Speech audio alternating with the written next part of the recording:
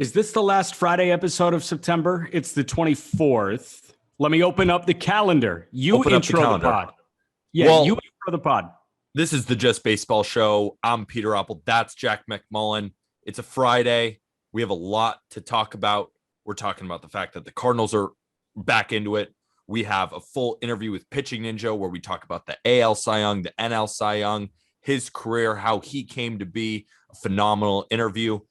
And then we have all of our win-loss totals. Earlier, when we were the Project the Plate podcast, we did our over-under win totals. Like, let's say someone was at 81 wins and a half, 81 and a half wins. We bet over or under. Yeah. That was at the beginning of the season. Now we got to look back on those, see how we did. But both of us did look back, and we didn't do necessarily all that well. Yeah, how could I forget my nursery rhyme? 30 days have September, April, June, and November. September is the first month that we say. So with this coming out on the 24th, that means next Thursday is the 30th. The next Friday episode that comes out is October 1st. That's going to be a fire episode. We're getting into October. There's 10, 12 games left. It's October. Not yet, but it's almost. The season has gone by so quickly, hasn't it? Yeah, and I think this is the most fun I've ever had during any baseball season because we're No in doubt. it every day. We're in it every single day, making MLB best bets every single day, making TikToks, twitching, writing on the website, justbaseball.com. We're top 100 prospects. It's been a full season. Listen, I want to get something out there. I am your betting advisor here. You run every pick by me every day. Yes. I mean, he asks for multiple opinions on bets. You get Just Baseball's best bets of the day, and Yes. Peter is the poster boy. Does Absolutely. he take the final call? Yes. He's got access to the nuclear codes, but he runs the nuclear codes by everybody and then switches a digit before firing off the missile. So that's that. Before we get into Rob Friedman, who I'm so excited to listen to you and Aram talk to, the Cardinals are freaking unbelievable. The Cardinals, and as we're talking, they're playing the Brewers right now and currently losing, but they were just on an 11-game win streak. And we even got a comment, is this one of the top 5 playoff surges that you've seen in a long time? Yes. Because the Cardinals playoff odds, and this is a tweet from ESPN Stats and Info, the Cardinals playoff odds bottomed out at 1.3% on August 8th. That wasn't that long ago, entering their 11-game win streak. They were just 5% 2.5 weeks ago. And now they have a 91% chance of making the wild card, the last wild card to face the Dodgers, and the largest swing in playoff chances since the All-Star break. The Cardinals made a 91% swing from the All-Star break, and the Padres had a negative 91% swing during that same period. The Padres are 6 games back as we record of that second wild card spot. The Cardinals have a 4.5 game cushion over the Reds and the Phillies. That's incredible. Incredible. Nobody was expecting the Cardinals to be here. Everybody was expecting, and we'll get into this a little later on in the pod. Everybody was expecting the Cardinals to just come away with the NL Central. That's for sure. That's what we said. Right. And then after the first month and a half of the season, we were like, oh, this Cardinals team doesn't look like it's going to make the playoffs. And now they could win a wild card game in LA and nobody would bat an eye. I don't want to bet against Adam Wainwright right now. No. The 41-year-old is aging like fine wine. ERA under 3. He has been nothing short of phenomenal this year. And he is better at home. He's better in St. Louis. So he might have a little bit of a tough start on the road. But you know Adam Wainwright wants it. I would not bet against the Cardinals in a winner-take-all scenario. I just wouldn't. Guy's a freak of nature. And 2 weeks ago, I couldn't have looked you in the eye and said the AL wildcard race is going to be better than the NL wildcard race. Mm-hmm. But that's where we're at now. The AL wildcard race is very tight, and the Cardinals are getting that stranglehold on the second wildcard spot in the National League. And it's funny, we look back at all of our over/under win totals, and maybe a couple of weeks ago they were looking bad. Now they're looking better. Some were looking great, and now they're looking terrible. So it'll be interesting to look back on those because the season's not over yet. So a couple have a little bit to go, but it's the way it is. We'll get into those in about 20 minutes. But now here's Peter and Aram with Rob Friedman, aka Pitching Ninja. It's Tuesday, September 21st, and we have a special guest. The day after Shane Baz Day, I thought there was nobody better to bring on than Rob Friedman, the pitching ninja himself. Rob, thanks for taking the time to come on. And how did you celebrate your Shane Baz Day yesterday? With a bunch of gifts, I guess. I mean, he's nasty. Like, I've been following him for a while, and did he delete his Twitter account? Do you know? I think he did. I think he did. Probably a good idea. We used to, yeah. Good idea for pretty much everybody. But we used to DM a little bit too. So he's a great dude, and it's so much fun to watch him up in the show. He was ridiculous last night. I don't know if you saw all of it. I'm sure you did. I feel like you don't miss a pitch somehow ever across the entire league. But anytime I see a nasty pitch and I'm like, I'm going to go and see if PitchingNinja caught that. It's already up. But his slider last night was otherworldly. And I know that the pitchers that are, a new pitcher has a little bit of an advantage of anonymity when you have, to face some big league hitters. But the way he made Vladdy look, if you make Vladdy look uncomfortable, I don't care if he's never seen you before. That's pretty impressive. And he made Vladdy look pretty uncomfortable in multiple at bats. Yeah, I remember the first at bat. Was it like 2 sliders and then an elevated 99-mile-an-hour fastball? So yeah, he missed the sliders by like a foot. Yeah, so they were nasty. And my thing with Shane Baz is it's so effortless. Like when we were at the Futures game, he came in, I think he threw only 10 pitches. His mannerisms walking around the mound. Do you ever, obviously you do the pitching overlays and you're looking at stuff, but does that stick with you? Because that just sticks with me. Shane Baz's mannerisms as if he doesn't care, but it almost looks like it's just straight up better. It's like he's yawning when he pitches. Yeah, he's yawning. Yeah, I mean, it's fun to watch that. I know from experience that the pitchers that don't look like they're trying hard really are trying hard. It's just like everything happens to sync up really well, but they do have effort, even though they don't look like they have a lot of effort in their pitch. Gratterall is the one who jumps out at everybody every time he throws. He looks like like he can do that in a chair and just like do this and it'll go 100 miles an hour. I mean, I'd hate to play catch with that dude. No, especially with the movement that it has. It seems turbo like sinker. Yeah. Like I don't know how anyone hits him. Really, it's amazing. He just needs a little bit more of, I think, a separation between velos. What's your take on that? Because Gratterall also obviously has all the stuff. Yeah, what ends up happening are sinker ball pitchers at least people put the ball in play a decent amount. Dustin May went through that same issue. Blake Trinan actually recently reduced his reliance on his sinker and started throwing a little bit more of a 4-seamer. And then added some break on his slider, but they're almost meant to be put in play. And even at 100, they do get put in play, which is insane, but they look better. Like if you watch a 2-seamer at 100 miles an hour, it's like devil's work. So it's so much fun to watch, but are they the most effective pitches? Well, it depends what you want to do. And it depends how you match it up. They can be, but yeah, they look great. I agree with that because that was the one thing. I know you're a big Sixto Sanchez guy, and that was how we first connected. I tweeted at you about Sixto, and you sent me a message right away, like, I'll talk about Sixto anytime. And I was so excited. I was like, here we go. Awesome.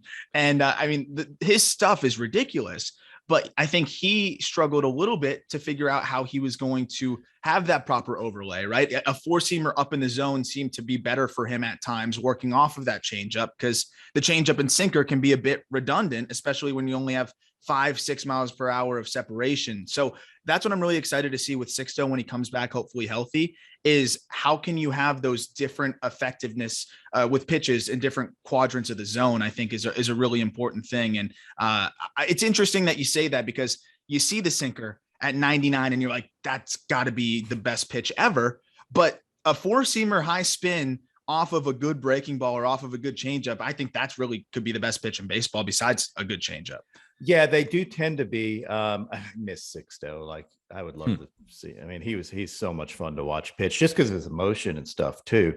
But you have someone like so Jordan Hicks, for example. I mean, Jordan Hicks. Yeah, when you're throwing 103 to 105 and it's a two-seamer and they're still putting it in play, and everyone's like, well, why aren't the strikeout numbers? Why isn't he striking out 15 per nine or 16 per nine?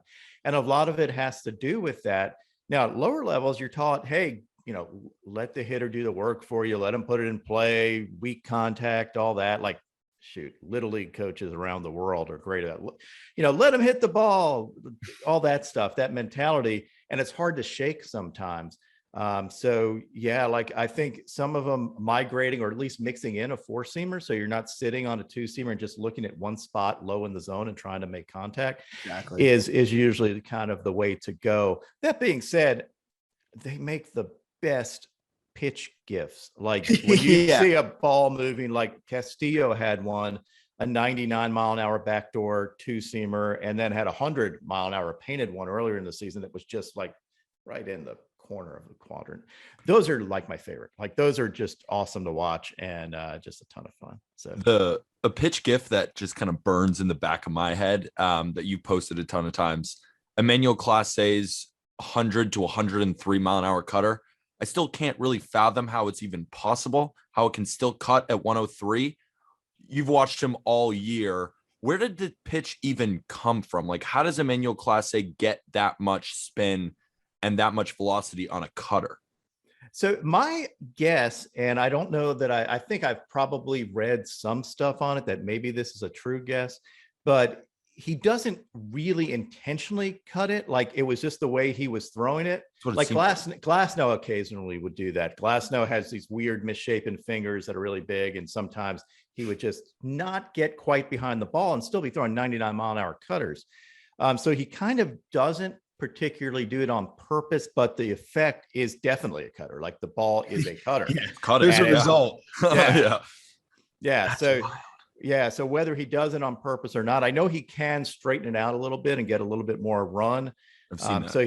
So he has been able to figure it out. But some of the best cutters in history, you hear like Mariano talk about his cutter saying, I just picked up the ball one day and it started cutting. Kenley Jansen said the same thing. Like it was like God-given is the way they put it. Yeah. But they don't do it on purpose. They're just throwing it and they just weren't behind the ball. And then they realize later, hey, I can manipulate it and I can do a little bit more. But at first, it's just a weird, you picked it up and it just happened to cut. And I thought this Cleveland bullpen has been just so fascinating this year because not only do you have Emmanuel Clase, but you also had James Karinchak, who we ranked as a top 5 reliever going into the season. And then he was fantastic, sticky substance crackdown hit.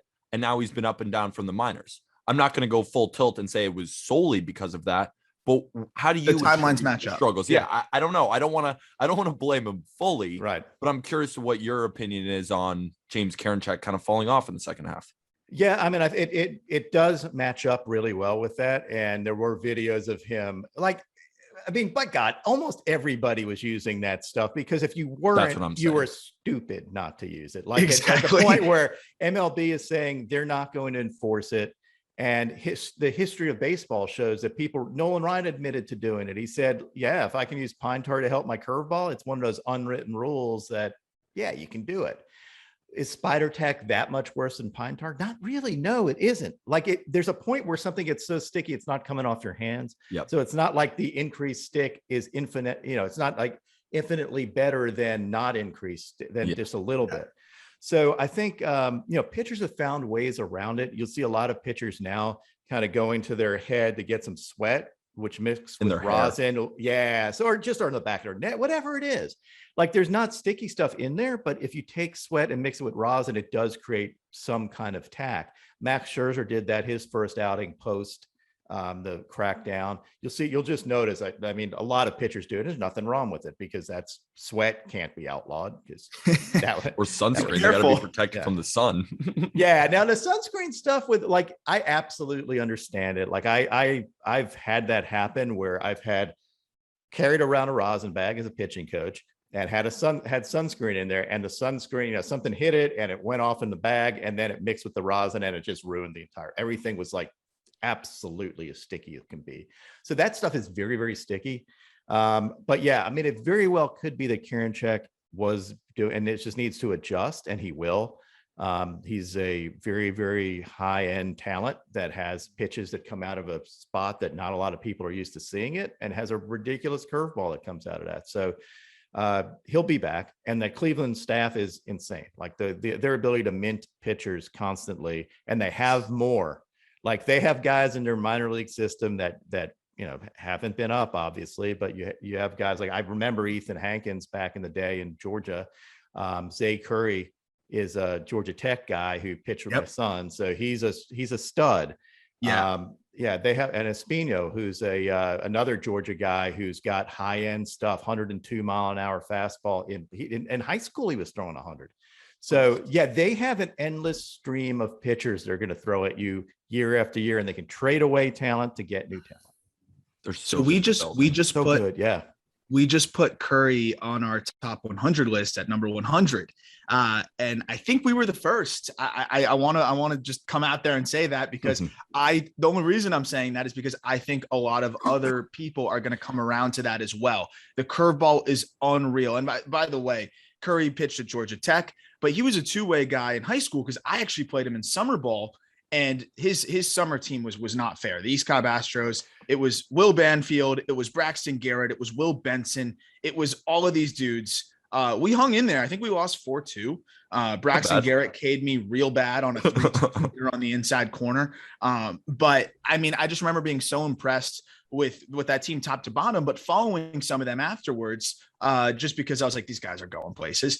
And Curry has just been amazing. Just seeing how quickly he's just been able to progress, and with that breaking ball too. He's one of those guys that will be a fan favorite. So my son played for the Astros just after that. Oh, no way. So I just Yankees too. Yeah. And then played with Zay at Tech. Zay awesome. Is a great dude. Like, he is very high energy. He was a fan favorite at Tech just because of the way he pitches and how good a kid he is, and his emotion. Like, he is one of those guys. He's electric, and his curveball is great. Being a shorter statured pitcher, it plays really well. So that's the thing that you're realizing now, is that you don't have to be monstrously tall to be effective. If you're shorter and you can have that fastball ride and then a curveball that comes out of it, that's a nasty combo, and he's going to be good. I love that you included him on your list. And you mentioned your son, Jack, and so he's pitching at Georgia Tech right now. So what's the scouting report on him? I know he's a top-ranked pitcher in Georgia. He's in perfect game. I was looking at his profile. He looks like a pretty good young pitcher. Yeah, he's hurt, unfortunately. He's been hurt the last couple of years. He hurt his shoulder. So he's actually working more with the pitchers on the staff than pitching. But they have a lot of talent. Like, Tech has had a lot of talent over the years. They had their share. Like, Brent Herter last year was a stud, but got hurt. He had Tommy John, and he came back last year, but he was one of those guys that I thought was a first round pick talent wise previous years. But he has really good stuff, and their pitching coach, Danny Burrell, is outstanding. So they're going to keep getting more and more talent. Like, college pitching is, I think people need to keep their eye on that game more. Like, college baseball is probably my favorite type of baseball, because the players are great, but they don't have those egos yet. Like, they'll cut, and there's a purity to it. There is. Yeah. So I know that you have had Jack and Al Leiter on, and they're family friends of mine going back to South Florida. And my parents had known the Leiters for a long time. So I saw Jack go from undersized, 9-10-year-old that wasn't even sure if he was going to pitch, to turning into what he is now. What I love that Al said about college baseball and why he was so keen on Jack playing was that there's a level of just give a shit in college baseball that makes it so fun. And when we went to the College World Series, we really saw that. And you can really see it with these young kids. And not to say that goes away in the big leagues, but when you're on a 162 game fold, it's just different. And I love watching the passion in college. Oh, absolutely. Like, I went up to Brandon Woodruff at the All-Star game and started talking to him about Mississippi State. Yeah. And he said that was like the biggest moment, period. They hadn't won anything, and watching that team win was almost as good as like winning it yourself. Wow. So yeah, the fan base is great. like SEC's fan bases overall are just outstanding. But so are ACC too. And the talent level is fantastic. And the kids care. Every game matters. It's, I'm not saying the pro guys care too. And I love watching, of course, baseball, but I think there's something about the fan base connection with college teams that is just huge. And it was so much fun watching that Mississippi State team this year. Yeah. And there's a level also with some of these college guys is most of them aren't going to continue to play, right? Where in the major leagues, you're there, and worst case scenario, you're still going to play a few more years in the minors. Like there's not really a set expiration date on your baseball career. In college, that last game is your last game. So a lot of these guys, they're seniors, they're playing for another game and playing for another opportunity to play. And I think that's what makes it special. You mentioned Brandon Woodruff though.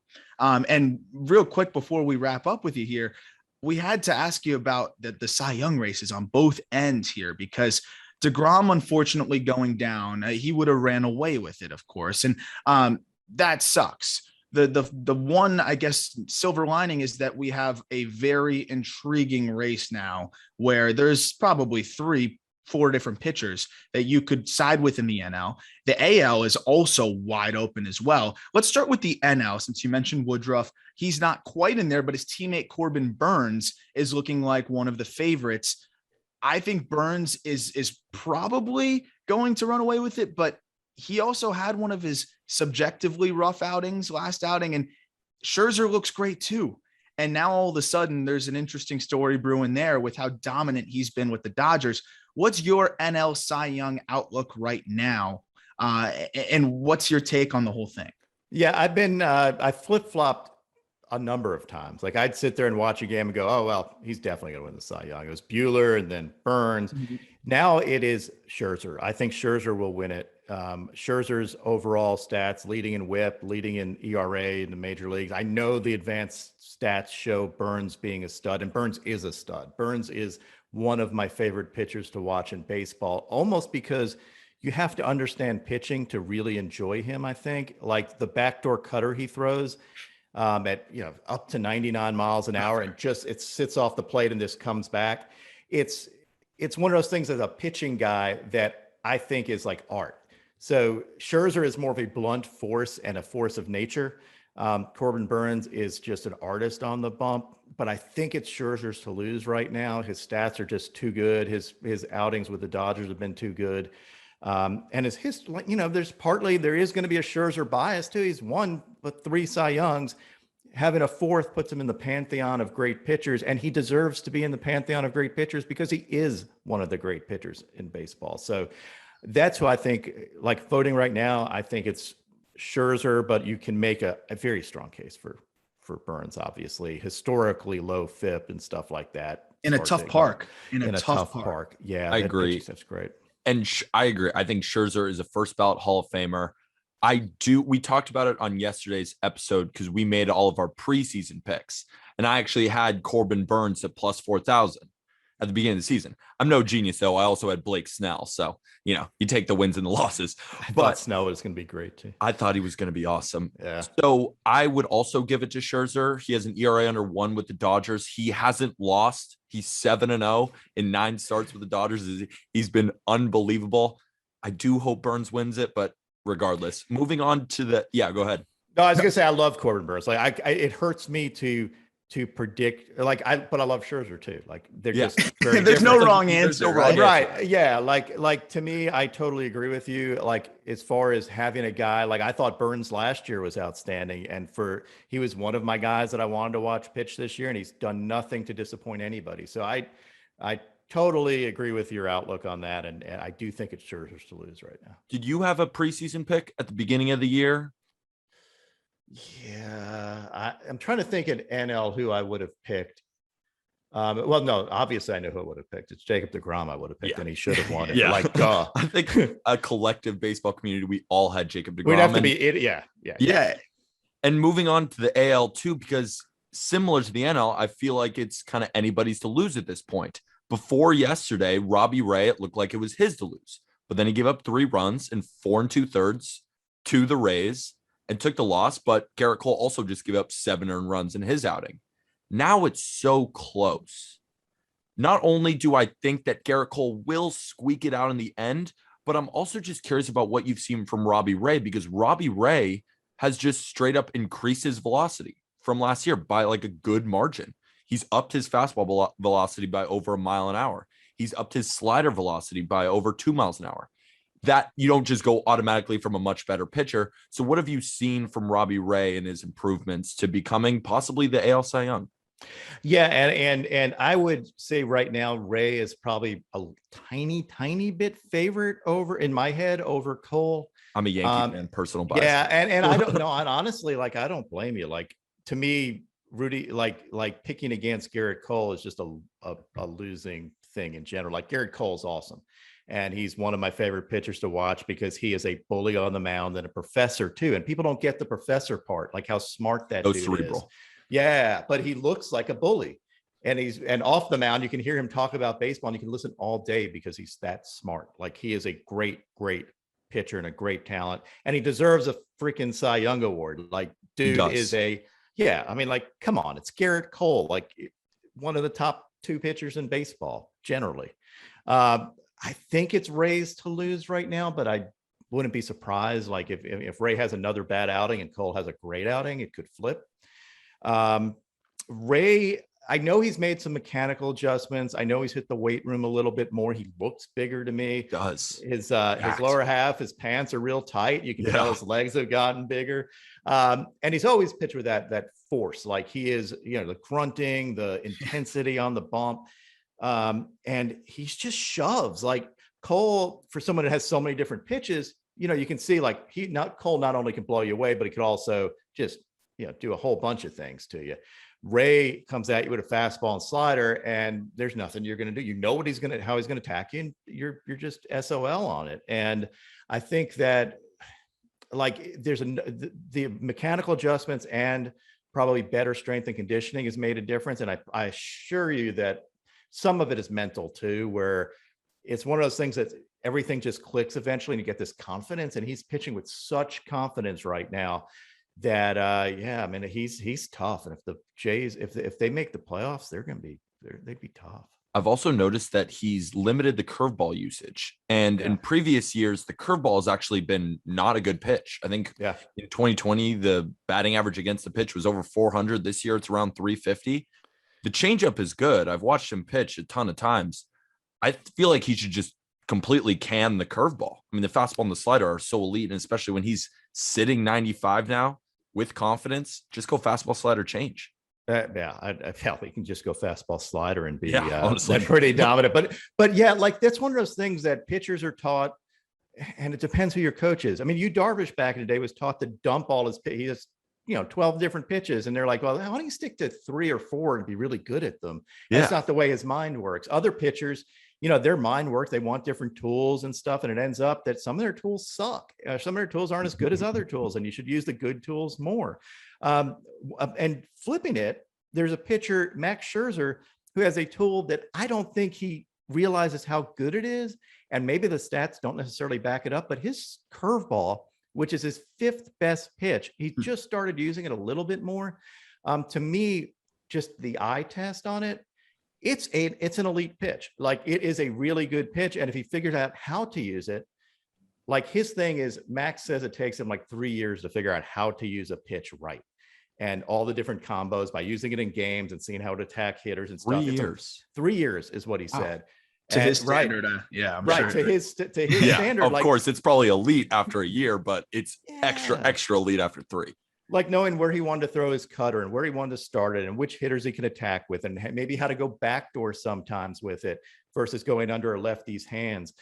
So he figured that out, and it takes him a while to figure it out. And I think that that's where he is with the curveball. Like he may get better because that curveball is no less of a tool and no less of a weapon than his other pitches, but yet he doesn't trust it as much. He does get Ks with it and had his last outing, but don't be surprised if that ends up being a really good pitch for him. As hitters get used to seeing patterns, and it's a way to break the pattern. And I know you have a lot going on and plenty on your schedule with now ESPN analyst. I mean, there's just so many things that you have done, so many interviews that I've really enjoyed. So we won't keep you too much longer. I just have one last bonus question for you. Most underrated pitcher, or at least the pitcher that you feel like you appreciate watching more than maybe the average baseball fan that you think people should start paying attention to more? Lance Lynn is a pitcher that I underrated for his entire career. Like for some reason, I just never, I didn't get him. So did Major League Baseball. So did every GM. Just throws fastballs. Yeah, except different, difference in variation of his fastball. Right, exactly. And they're the cutter is really a slider and whatever, but his sinker is ridiculous. The emotion, and he's just one of the more enjoyable pitchers to watch because he will drop an F-bomb an inning basically. And he's just he pitches with a ton of emotion, a ton of character. He's just one of those guys that I can't take my eyes off him when he pitches, and I love it. And it took me his entire career to get the dude. And maybe he's let more of his personality out now because that whole White Sox team is one of those teams that is, they've got it going on, and he is the leader of that team, on the bump, I think. He's just a stud. So yeah, he is the guy that I think is very, very underrated in my book. Rob, thank you so much for coming on. I mean, you are my favorite follow on Twitter. I feel like you just spread the game of baseball in such a positive way. There's not one pitcher who is upset. They are so happy to be on your page. You just spread so much joy to the game, and you're wonderful to have on, and you're welcome anytime. Thank you. That's great to hear. That's what I try to do, but that's awesome. Just even the hitters. And just I go to your page every single day. Awesome. If you're a hitter that's on Pitching Ninja's page, it's we'll see that pitch was incredibly disgusting. Yeah, it's not my fault. Yeah, I think Lindsay Adler called me really a hitting account in disguise because I do show how hard it is to hit. Yeah, absolutely. Hard. Absolutely. Well, it's Pitching Ninja on everything. Follow him on TikTok because he's got more than enough on Twitter. He's got more. You're rolling on YouTube, and I love what you're doing on YouTube. TikTok, you're getting there too. But I know you said you want to get some more followers on TikTok. Yeah, so come on, follow me on TikTok. Amen. Some of our TikTok followers, go check out Pitching Ninja. But thank you so much, Rob, for coming on. Thank you, guys. Thanks, care. Rob. See y'all.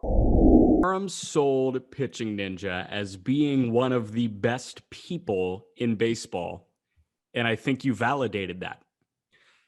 The most pleasant, joyful man. He's such a nice dude. We were talking with him before we recorded and after. He was just great the entire time. Obviously is an encyclopedia when it comes to pitching. And he shared a lot of our same opinions. We're also between Burnes and Scherzer for Cy Young. I think we're both in the same boat that Max Scherzer is going to win it. And then the AL, it's coming down to the wire with Robbie Ray and Garrett Cole. I think right now you got to give it to Ray. That's what Pitching Ninja thought. I think that's where we're at, but it's still not over. And that's why the conversation is so interesting. You got 2 more starts for each of these guys. It's actually coming down to the wire with every single race. 2 more starts for each of these guys, at least Garrett Cole. Right now with Toronto in the driver's seat for that second wildcard spot, only by half a game. Do you hold Robbie Ray with the chance of the regular season going down to the wire for the wild card game? I just don't think so. That's going to be a very interesting dilemma for Charlie Montoyo in Toronto. I mean, right now, you basically have the Red Sox in second place at 88 and 65. You have the Yankees at 86 and 67 and the Toronto Blue Jays at 85 and 67. It's looking increasingly more like the Red Sox, because they're on a 7-game win streak, they're going to hold it. So it's most likely going to come down to Robbie Ray or Garrett Cole. And do the Yankees find it necessary to pitch Garrett Cole to win, or the Blue Jays to win to get into that second wild card? So these next few games, especially when they'll be facing each other down the stretch, we'll see. But if you put a gun to my head, I still think I don't even know. Gun to your head. Robbie Ray, I think. I don't know. As you were just saying that, Paul Goldschmidt just hit a bomb to tie the game at 5 in the 7th. There it is. The Cardinals might win 12 in a row. Cardinals got some voodoo magic going on right now. That's at Milwaukee, and they're just like delaying the inevitable for Milwaukee to take that division because the Cardinals are the best team in baseball ever right now. Like Right now. this 12-game stretch is stupidly good. And Tyler O'Neill was just about to say he's going to finish top 10 in MVP this year. he's amazing. He's amazing. Look at his Baseball Savant page. It's exploding with red. He is fast as hell. Yep. He's a muscle hamster. Strong as hell. And he's a really good defensive outfielder. He's just a good hitter. He's good bat to ball skills. He's just a all around good. He baseball gets on player. base. He's one of those guys. Could he be our Freddie of next year? Where we say, you know what, we're a Tyler O'Neill bandwagon. He's going to win the MVP. We are going to get into that in about 10 minutes because I said something episode 4 about Tyler O'Neill that I am very happy about. But let's start with the American League East while we go through how stupid we looked with win totals. We were really bad on the AL East, especially. We were really bad in general, I think. Yeah, we weren't great. We had some terrible takes, but we did also have some great takes. And quote from me directly the day before the regular season was, I'm on my 3rd glass of Shohei Ohtani Kool-Aid. Yep. I'm totally cool with that. I'll wear that. It was an unbelievable take, but followed with an incorrect take. That's how these things work, right? Yeah. Yeah. All right. Let's start with the AL East. We're going to give you what their preseason win total was and what their current record is. And we'll go in order of predicted finish in the preseason. The Yankees were predicted to finish atop the AL East, 95.5 wins. They are 86-67 right now. I said over, you said over, you had them as the division winner. Why did you say over, and why are you kicking yourself? Yeah, I picked the Yankees to go over. My thinking was that this rotation was much deeper than it was. I thought guys like Deivi Garcia, guys like Clark Schmidt, even guys like deeper guys like Nick Nelson, Michael King, they would show up and actually provide a spark in the rotation. All 4 of those names have done none of that. Yes. But the pitching rotation hasn't exactly been the problem. Did we expect Zach Britton to fall off a cliff? Did we expect Aroldis Chapman to basically kind of fall off a cliff? That we can say no to. That we can say no to. So the bullpen has not been the same. And we know the offense has just not been the same.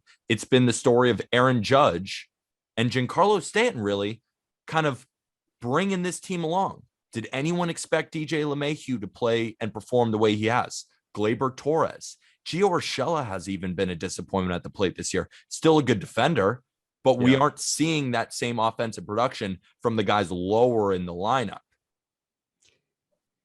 Yeah, I think LeMahieu has been the most underwhelming guy for me personally, because I expect LeMahieu to be like batting title type contender, and that's just not what he's been this year. I said over, but barely, because I was banking on the health of Corey Kluber, Jameson Taillon, and Giancarlo Stanton.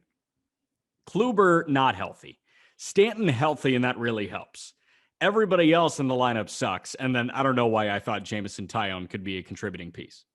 Well, Jameson Taillon has absolutely been a contributing piece. Do not say that. Jameson Taillon has been a staple in this rotation. Okay. I would not say don't slander Jameson Taillon like that. But in general, if I had asked you at the beginning of the year, would Aaron Judge and Giancarlo Stanton, if they're healthy all year, where do you think this Yankees team is going to go? And you would have said very high, 100 games. Yeah. But if I also told you that DJ LeMahieu, Gleyber Torres, Gio Urshela, a lot of these guys will regress much farther below the mean, you probably would have said, no way they will. Maybe they'll regress a little bit, not all the way down here, but that's just where we're at. Jameson Taillon has a 4.4 ERA, a 4.5 FIP, and a WHIP at 1.22. That's a very average piece. I guess I was expecting him to be more. But he was also much better. And then recently he has had some tough starts. Yeah. Toronto, I said soaring past the over. You said barely hitting the over of 86. They're currently at 85 wins. I had them at the as the division. They will not win the division. The Rays will win the division. But I said that Toronto can outscore people. And I also said that Marcus Semien was the biggest pickup of the offseason. You did say that. I'm very happy saying that. I wish the pitching was a little bit better to win that division. But that lineup, man, I mean, even with Kevin Biggio being out, I'm so happy with the lineup. I mean, Vladimir Guerrero Jr. and Marcus Semien both have 40-plus home runs. Marcus Semien has 40-plus home runs. Bo Bichette has 26 home runs. George Springer hasn't even played that much this season, and yet the offense is easily top 3, top 4 in the league. Yeah. And the pitching is really shaping up. I mean, we've talked about the Robbie Ray and how he might be a Cy Young candidate. How about Alek Manoah has really come onto the scene? And then you got Hyunjin Ryu and, you know. Tampa, we screwed up. Yeah. We both said under 86 wins. They're going to win 100 games. You said no Snell is going to really hurt them. I was just so in on Snell. Yeah, I know. I said, even if Glasnow is an ace, Yarborough's the 2, and the offense is not good enough to get past that. The offense is the best offense in baseball. They were leading baseball in runs scored at least a week ago. That's kind of crazy, right? Nuts. That's nuts. I was watching the game yesterday, and I was even speaking to my roommate. I was like, the best offense, or at least a top 3. I mean, they're an incredible offense. Have G-Man Choi and Yandy Diaz as their 3-4. Which is incredible. But it's not about the 3-4 that we're used to. It's about 1 through 9, all of them being above average. They're so deep. I mean, Austin Meadows hit a home run yesterday. It's just like they got guy after guy after guy, and they come at you in so many different ways. They can run, they can hit for power, they can hit for average. They build momentum. Did you know that the Rays have a 390 batting average this year with the bases loaded? No way. Just like a random 390. No way. 3 freaking 90. It might be 389 because I was watching the game yesterday, and it would be 390 because Yandy Diaz with the bases loaded hit a sac fly. 390. That just goes to show, with runners in scoring position, that this lineup is a force to be reckoned with when we go into the playoffs. Tampa's going to win 100 games. Boston is going to win north of 90 games, maybe win 95 games. And we said that they were going to go under 79.5. I said 73 wins. You said 76. And we cited the pitching staff not being good at the beginning of the year. We couldn't have realistically expected Nick Pivetta and Garrett Richards and Tanner Houck and Garrett to be who they were. Eduardo Rodriguez. I made a joke. I said, Red Sox, it is so garbage that you're starting Nate Eovaldi as your opening day guy. And look how much that's come to bite me in the ass. Nate Eovaldi will finish top 10 in Cy Young this year. He's been phenomenal. Did anyone expect Nate Eovaldi to finish top 10 in Cy Young? Maybe if you are the biggest diehard Eovaldi fan in Boston, you did. But I think the rest of the country, admittedly, it's okay that we didn't think that Nate Eovaldi would be this good. And as you said, the rest of the rotation. Yeah. The Orioles is tough. Like, it was at 64.5. We both said they're not an 100-loss team. They've lost 104 games and counting. I mean, they suck. And we both said the over because it was a really low number. And it turns out it was about 10 wins higher than it should have been.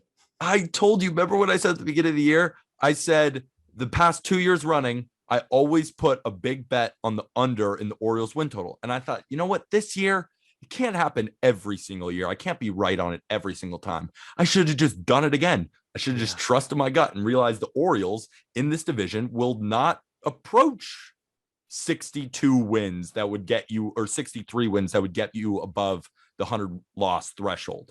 They just are a 100-loss team.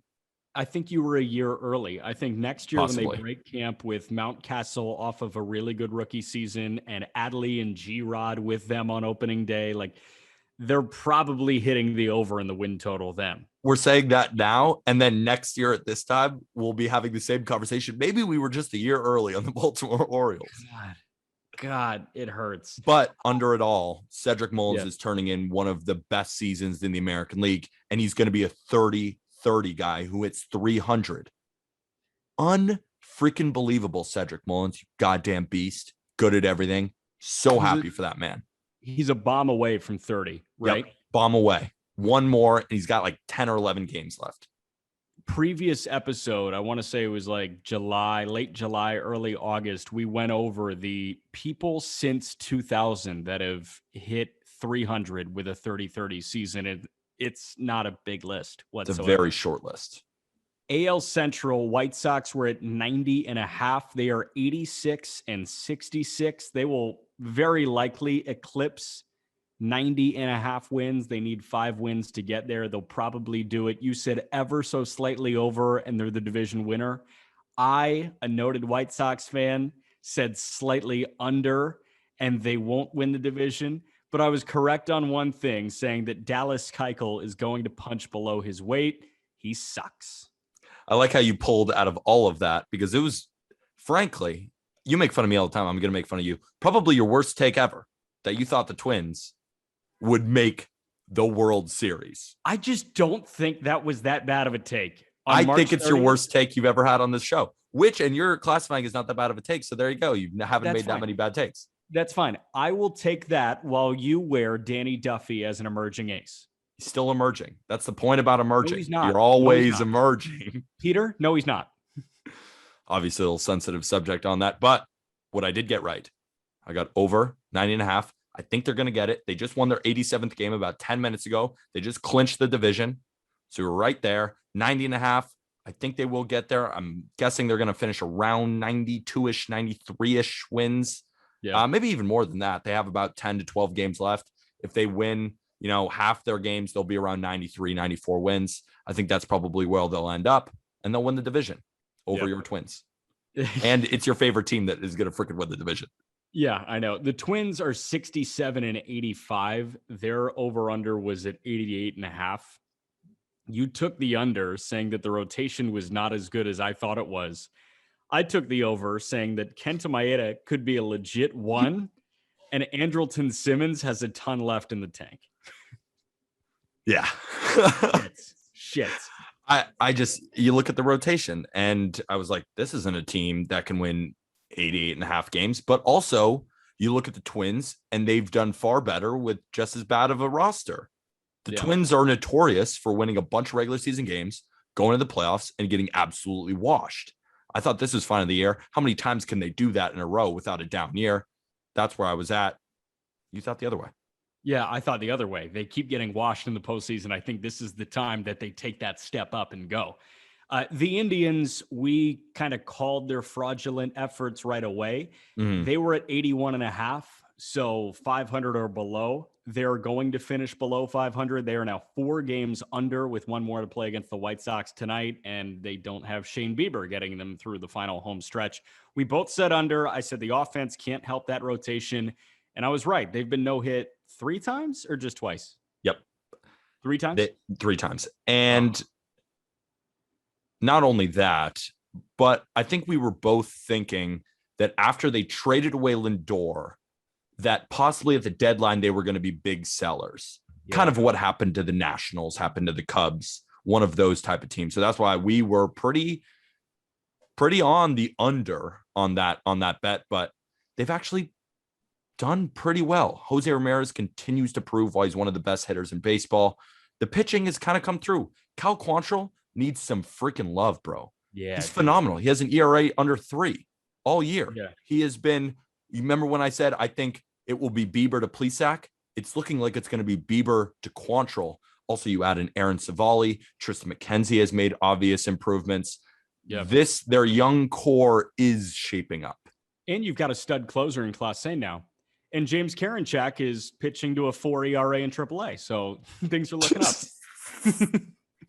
I don't know what his AAA ERA is. I don't care, to be totally honest. God damn it, James Karinchak. Damn it. I called you the best reliever in baseball. Damn it. That's my worst take. That's my worst take.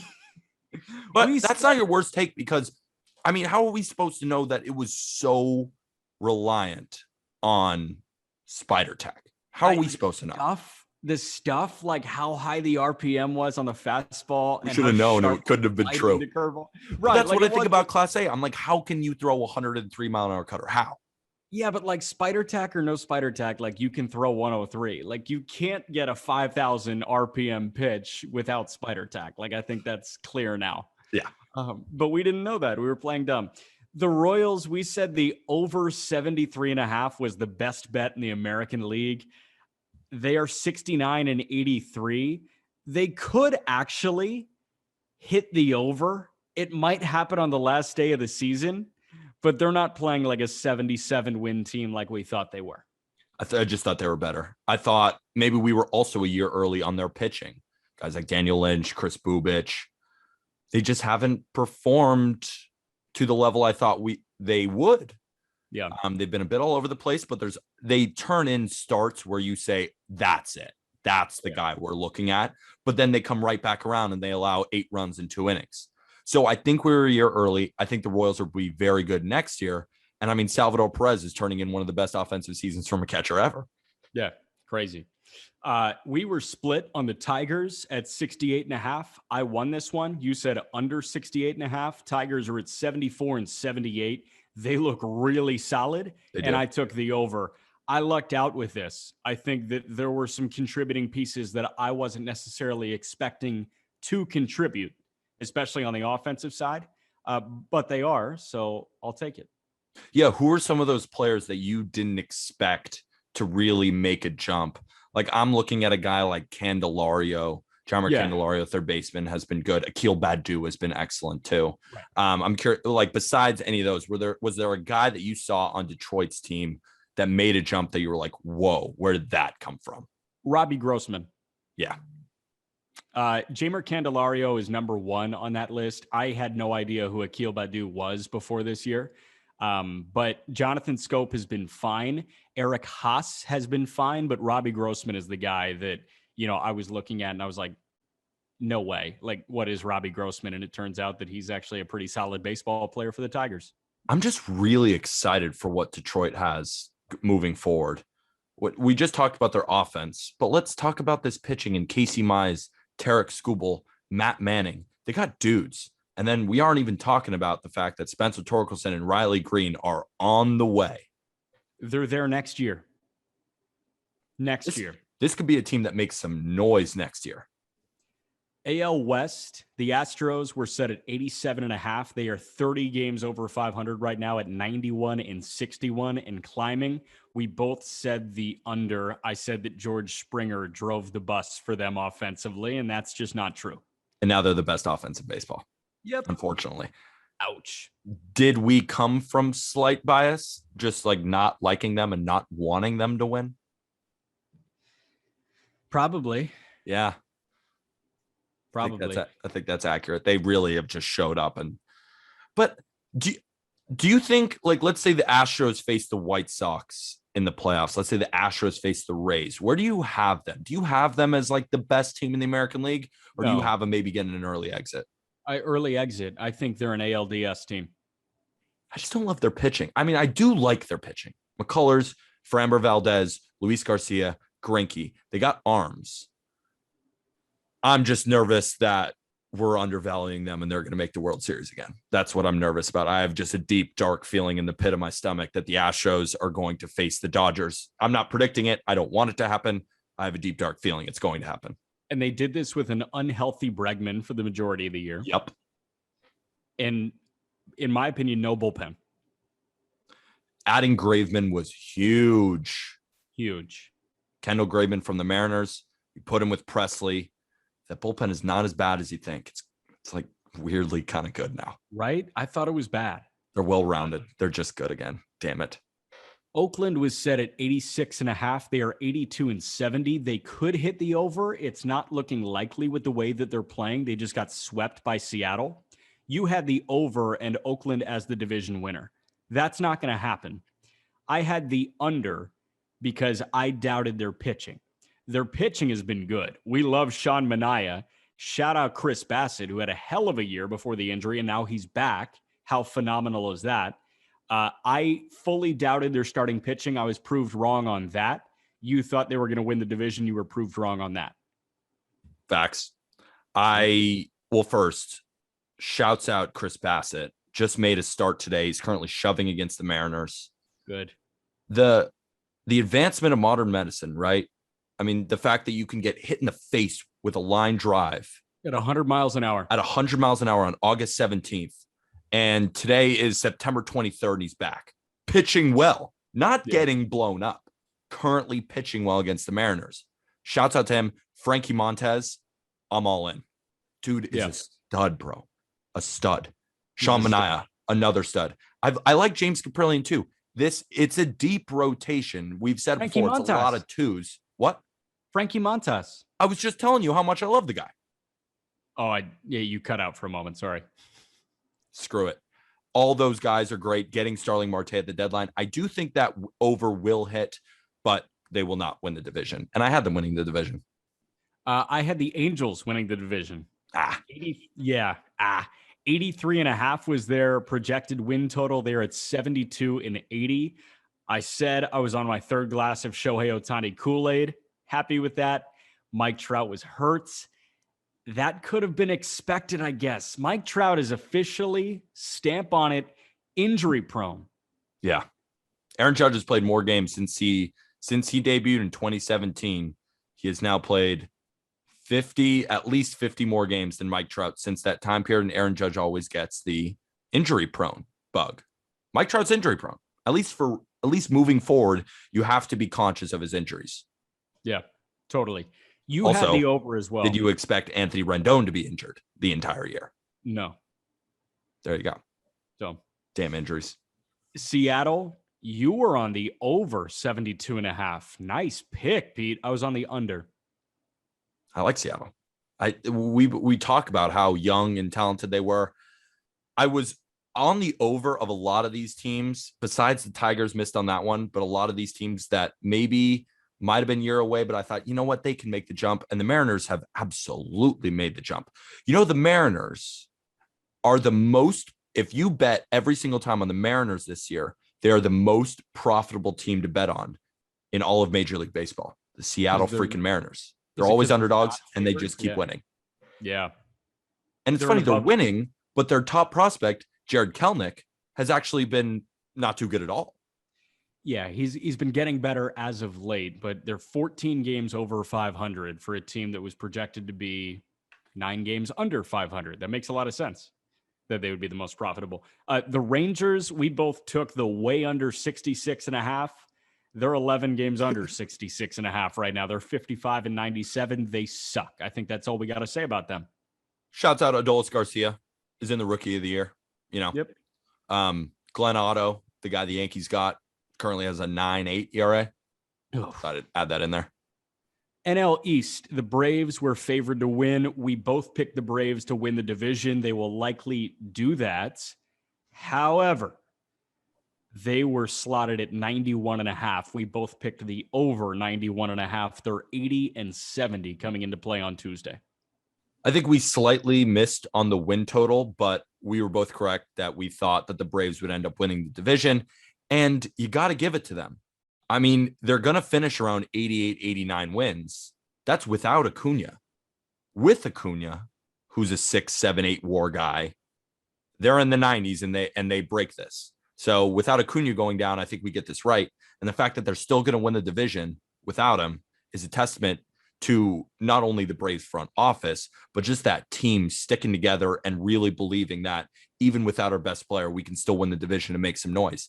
And they might make history.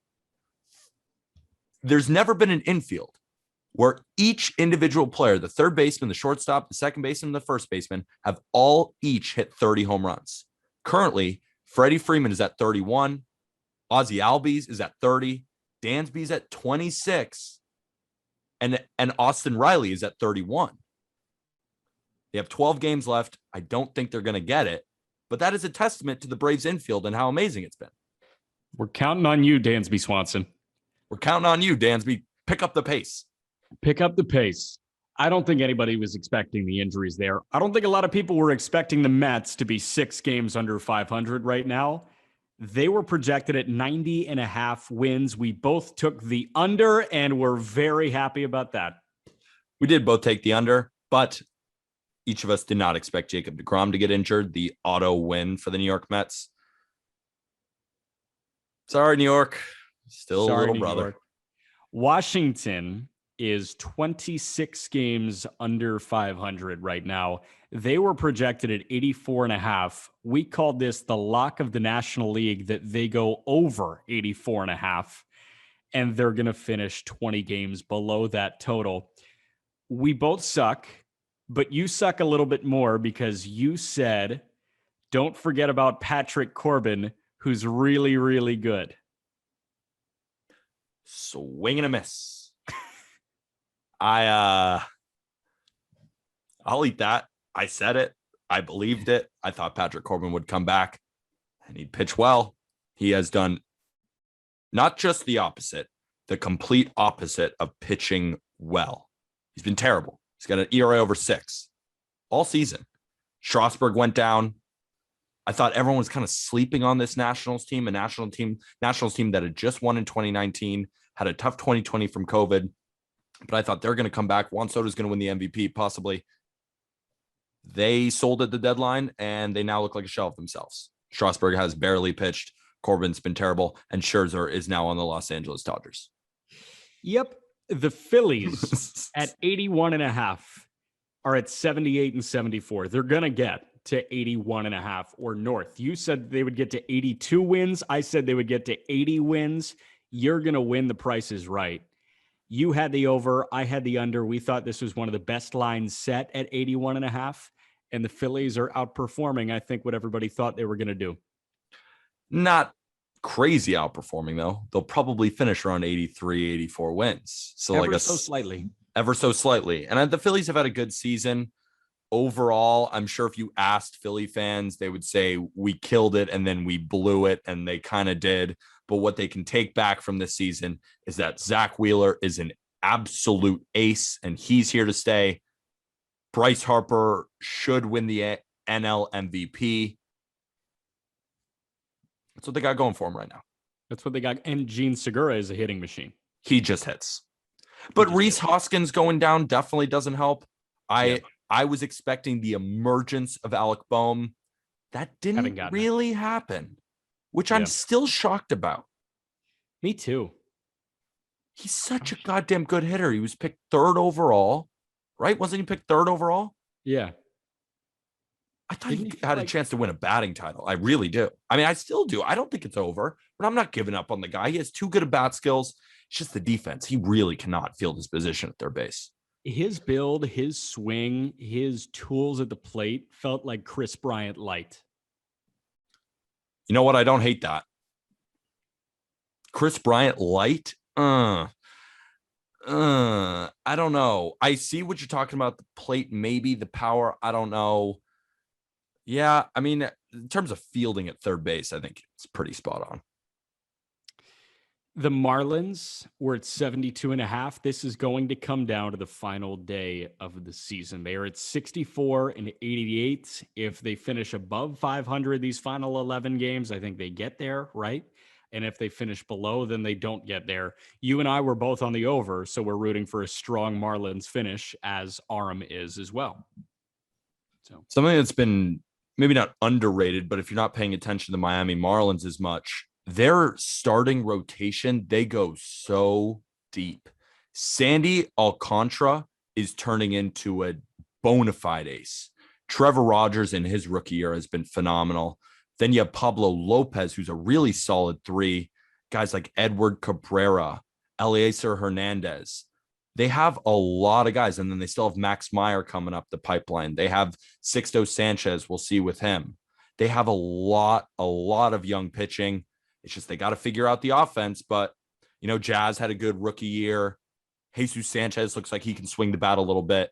They have potential to be better in the future. I just think it's gonna be a couple, maybe year or two of rebuild, and then I think we'll start to see the Marlins come back into the NL East race. I think they're trending really well. I agree. Maybe not really well, but well. I think they're trending really well. That rotation is the best young rotation in baseball. Agreed. It's at least in the competition for that. Yeah. NL Central, we both picked the Cardinals to win the division and north of 86.5 wins.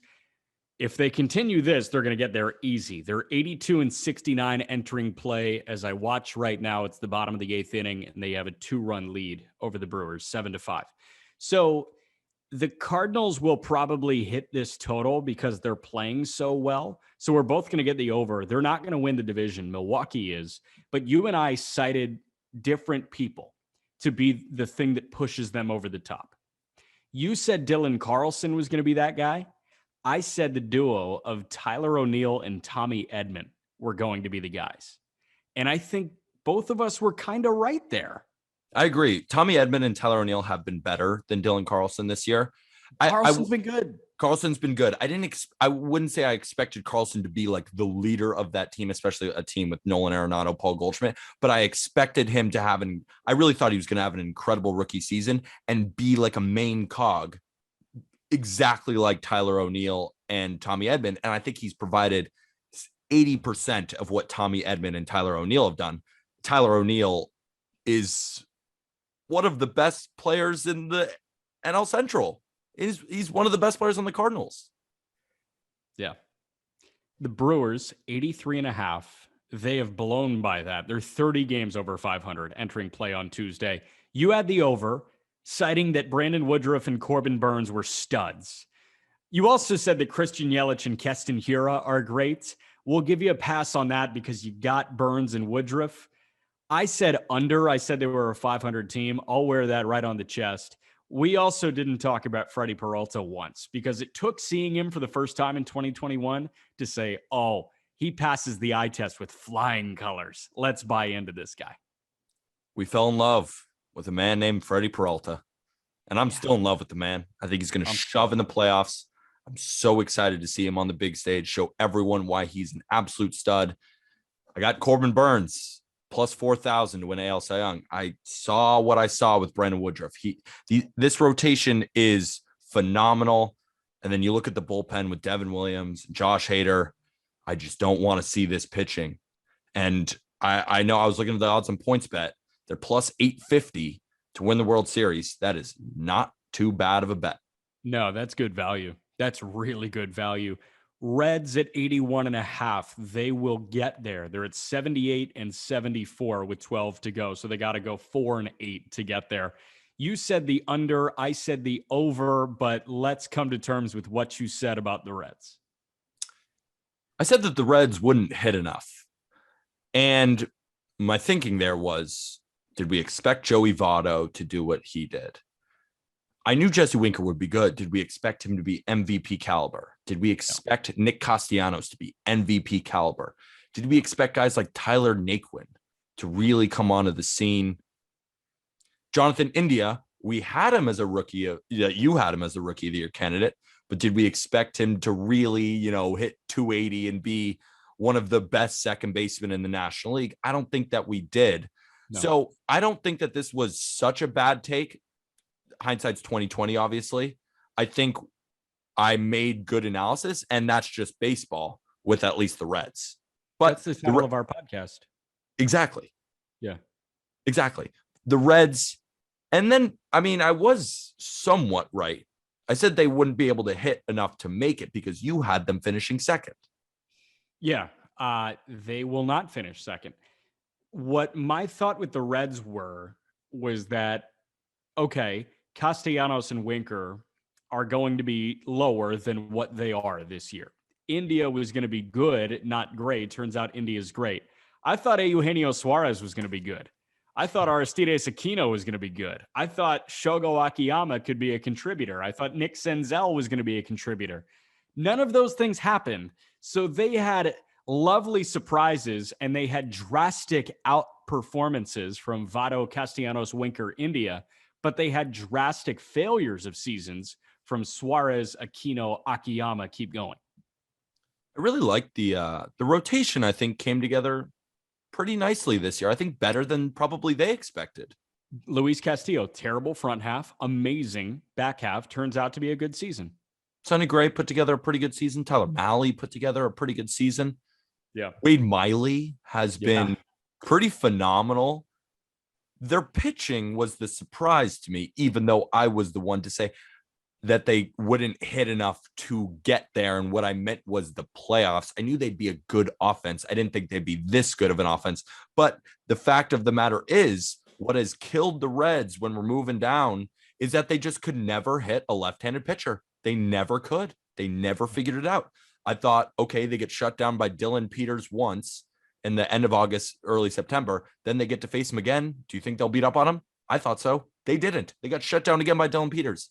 They're just getting shut down continuously by bad lefties. And those lead to losses. And now you're out of the playoff hunt. Yep. Cubs were set at 79. You had the under. Cubs are at 67 wins right now. I had the over, saying that Jock Peterson might hit 45 bombs. Jock Peterson did not hit 45 bombs. Slightly ambitious, but Jock Peterson was putting on a show in spring training. Yeah, we got excited for that. The Pirates might hit their over. It was at 59.5. Yeah. They're at 57-94. So they suck. Like, they suck. But we both had the under 59.5, and we might be eating our words. The Pirates. Brian Reynolds has really come onto the scene and be excellent. And the Pirates kind of not fleeced the Padres, but sold high on Adam Frazier. Mm-hmm. And he was really excellent for them. But I can't wrap my mind around who is going to pitch on the Pirates for the foreseeable future. Who's the guy you keep? What, Mitch Keller? Chad Nobody Kuhl? that's up there. Like, when you have a rotation where you're not building around a single one out of the five, you got problems there. But the Pirates, they do have a good farm, and they're going to keep drafting high. So it's just going to be a few years before you see the Pirates. But Brian Hayes has a bright future ahead of him. Right. An incredibly bright future. And Brian Reynolds is good. And you've got Henry Davis coming through. You've got some pitching prospects. I think Quinn Priester can be a 1. Oh, really? He's really good. Yeah, I think Wow. he can be a 1. I think he can be a top flight 2 or a 1. I think he's got that type of stuff. Conservatively, I'll say he can be a good 2, but I think he can be the Pirates ace, especially because they don't have a 4 in that rotation right now. They're just running out 5 5s.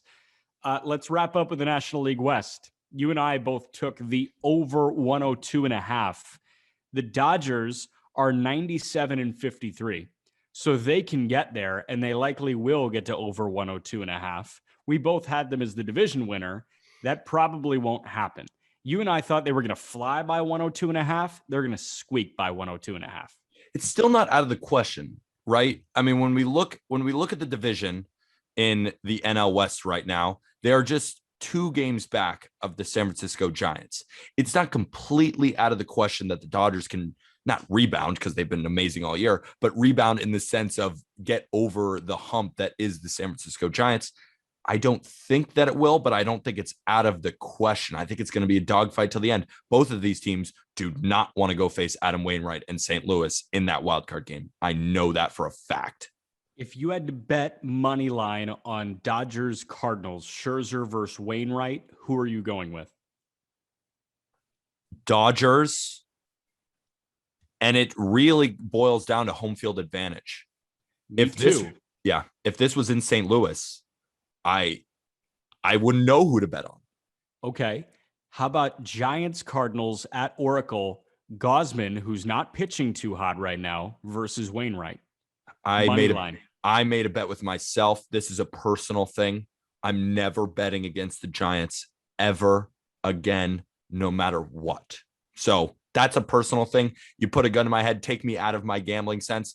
I would think long and hard about the Cardinals, because they wouldn't be favored in that game, but they could definitely do it. And I'm saying that, no. And then my other part of my brain is like, hey, idiot, you've seen the Giants. They're not going to lose to anybody. Right. They're going to win. I'm in a conundrum with myself. Yeah, I hear you. Padres, you said under 94.5. Fired up about that pick. Fired up.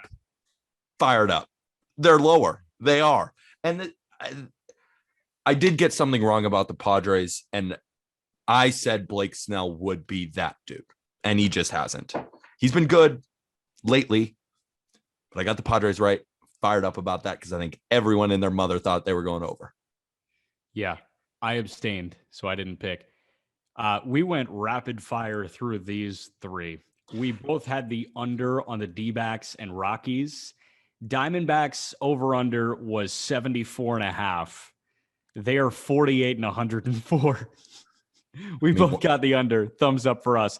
Rockies, we said under 63.5. They're over 71 and 80. So we were both wrong with the Rockies. Can I say something about the Rockies real quick? Because yeah, for sure.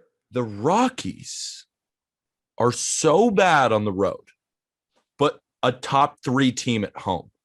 They're amazing at home. Their stadium, I think it got more Coors-y because there's such a difference now. I wonder if with climate change, it's making Coors more bouncy. I mean, I was at the Home Run Derby. Things were flying out of there. Man. Was I telling you on the Tuesday episode about Laramie, Wyoming? You mentioned it. You weren't telling me about it, though. Ball State football lost to Wyoming, at Wyoming on Saturday. Laramie, Wyoming is at 7220, 7,220 feet above sea level. It is the highest football stadium in the FBS. Did not know altitude. That. Yeah. So, everybody was saying, oh, the altitude thing's a sham. Altitude is not a sham. I mean, punts were flying. Kicks were. I was standing on the sideline, and about 5 minutes into the second quarter, I was feeling my lips. I was like, oh my God, my lips are more chapped than they've ever been. And then I was talking to other people on the sideline. Like I turned to the AD who was on the sideline, and I was like, are your lips crazy chapped? And she was like, yes, it's the lack of moisture. It's like you're playing on a mountain. It's a third of a mile higher in altitude than Denver, but altitude is a real thing. And I just don't understand how the altitude works for the Rockies, but doesn't work for opponents at Coors. Their pitchers are better at home. It doesn't make any sense. It doesn't make any sense. And if we're talking altitude, go golf in Denver and tell me that altitude doesn't play a factor. Oh, I mean, I talk to my friends all the time. They're like, my drive goes from 260 to 290. I have to play a club down. Like you play at some of these courses that are really high up there in Denver, and you'll see complete differences in where the ball is going after you hit it. That's cool. Let's wrap up with the Giants. Yes. Because we owe a fat apology. Oh, God. We both said under 73.5. They're going to win their 100th game. If not before this comes out, then tonight. The Giants have been the single best team in all of baseball this year. They really have. They're going to win. Like you said, their 100th game. They're a top 5, top 10 offensive team. Did you expect the Giants to actually be second in baseball in home runs this year? The San Francisco Giants in the national. No, we wouldn't. In a park that doesn't it's not a hitter's park either. I mean, it's like a triples park. It's not a home run hitting facility. And yet they're top 5 offense. Their starting rotation has been phenomenal this year. Their bullpen, Jake McGee, Tyler Rogers, Dominic Leone, all of them. They're fielding defensively. They're 8th in defensive runs saved, 3rd in outs above average. They've been phenomenal this year across the board. Got to give a lot of credit to Gabe Kapler, especially this Giants front office. We were wrong on the Giants, but I promise you, if you're a Giants fan and you're listening to this, I will never bet against your team ever again, no matter what. So sweet. Until next season. Yeah, until next season. That's such a sweet promise. Look at you. I think they appreciated it. All right, we did fine. We didn't do great. We didn't do terrible. We did fine. But we were both around 50-ish% if we're being generous. I'd say so. We look forward to talking to you through the postseason push. It's going to be really exciting. We got another good weekend of baseball coming up this weekend. And get into the home stretch. And I'm excited to share it with you, Pete. Postseason baseball for the Just Baseball show. It's going to be awesome. Going to be fire. I'm excited. And there are a couple series this weekend. Yankees play the Red Sox in Fenway. I'm also looking at a very important Astros-A's series. The Mets go and play the Brewers. The Braves are playing the Padres. Blue Jays are facing the Twins. There's a lot of interesting series coming up, and I'm excited to see how that rest of the season lands. And I'm so excited to talk about it with you for the rest of the postseason. And we're not stopping after October. No shot. November, December. It's a year-round baseball podcast. Train keeps moving. I have my eyes on the Rangers going to Camden Yards this weekend. Rangers Orioles. That's the series that I want to watch. Was that deadpan enough? I wonder if either of these teams is going to win 60 games. I mean, the Orioles aren't. The Rangers win 60 games. Are the Texas Rangers going to bring 9 players to Baltimore? Why would they?